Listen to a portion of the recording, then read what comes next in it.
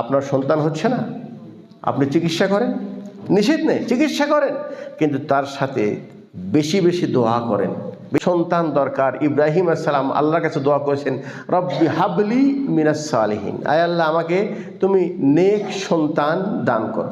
জাকারিয়া আলাইহিস সালাম বুড়ো হয়ে গেছে, হাড্ডি শুকে গেছে, মাথার চুল সাদা হয়ে গেছে, স্ত্রী বাজ হয়ে গেছে, বাচ্চা প্রসবের কোনো আশঙ্কা নাই, সালাতে দাঁড়িয়ে গেছেন, সালাত রত অবস্থায় আল্লাহকে বলছেন, আয় আল্লাহ তুমি আমাকে রব্বি হাবলি মিন লাদুনকা যুররিয়াতান তাইয়্যিবা, আয় আল্লাহ তুমি সন্তান দিতে পারো, তুমি আমাকে পবিত্র সন্তান দান করো। জাকারিয়া সালাম এখনো সালাত শেষ করতেই পারে নাই, মেহরাবে দাঁড়িয়ে সালাত আদায় করছেন।